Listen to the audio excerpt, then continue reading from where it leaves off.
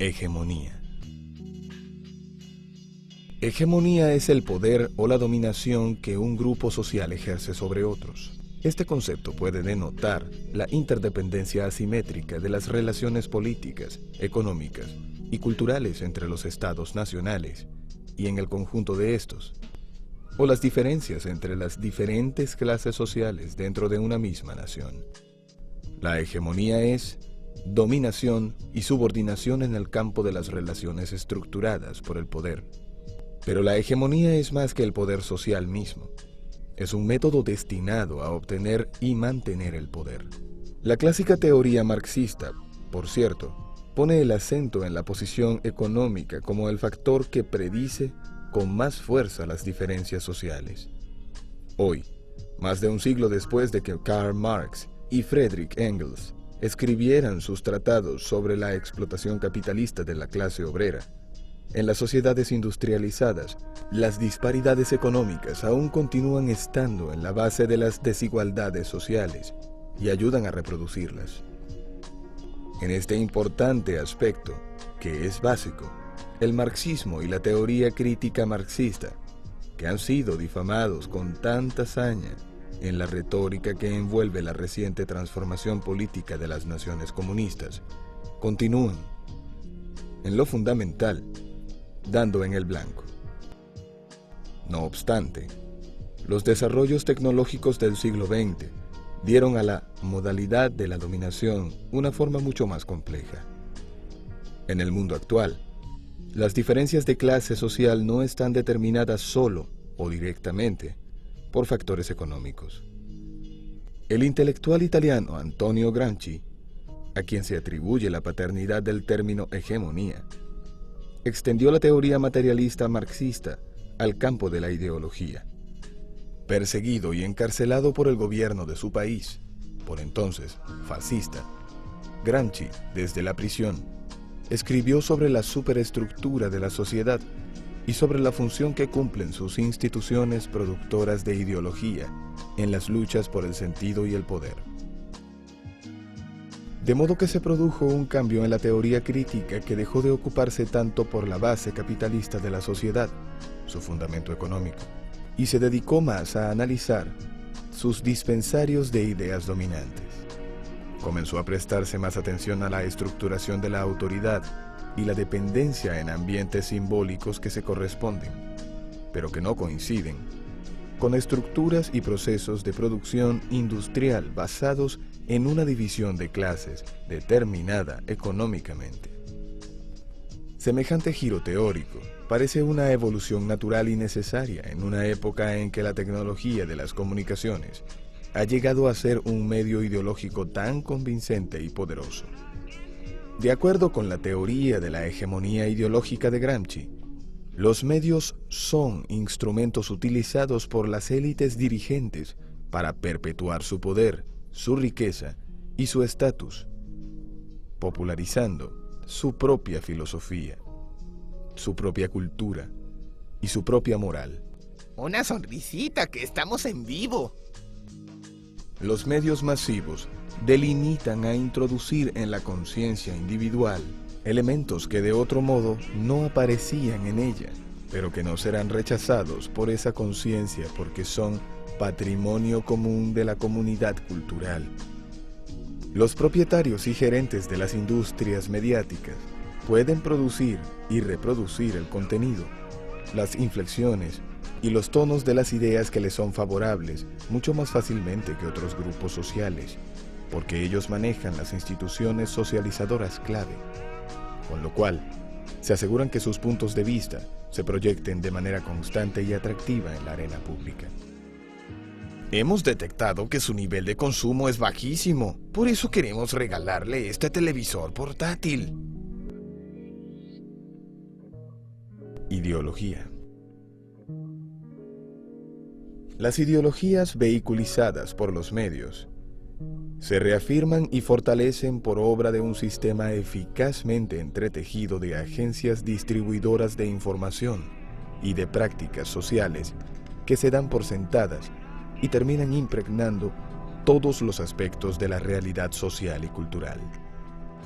Los mensajes que sustentan el statu quo y emanan de las escuelas, las organizaciones comerciales y políticas, los sindicatos, los grupos religiosos, las fuerzas armadas y los medios de comunicación masiva encajan perfectamente desde el punto de vista ideológico. Este proceso de influencia ideológica, interarticulado, cuyos elementos se refuerzan recíprocamente, es la esencia de la hegemonía. Las instituciones más arraigadas y poderosas de la sociedad, que por lo demás dependen de un modo u otro de las mismas fuentes de sostén económico, están, en el plano ideológico, fundamentalmente de acuerdo entre sí. La hegemonía no es una estimulación directa del pensamiento o la acción, pero según sostiene Stuart Hall, constituye un marco para todas las definiciones rivales de la realidad en el campo de la clase dominante, con lo cual las alternativas posibles siempre están dentro de su horizonte de pensamiento. La clase dominante determina los límites mentales y estructurales dentro de los cuales viven las clases subordinadas y dentro de los cuales dan sentido a su subordinación de un modo que mantiene la dominación de la clase dirigente sobre ellas. Arma de manipulación masiva. El teórico social británico Philip Elliot sugirió, en una perspectiva bastante semejante, que el efecto más poderoso que producen los medios es la forma sutil con que influyen sobre el modo en que sus audiencias perciben los roles sociales y las actividades personales rutinarias. Las fuerzas económicas que controlan la sociedad usan los medios de comunicación masiva para difundir una retórica a través de la cual se encasillan, evalúan y aplican tales conceptos. Los comerciales de televisión, por ejemplo, alientan a las audiencias a concebirse como mercados antes que como un público, como consumidoras antes que como ciudadanas.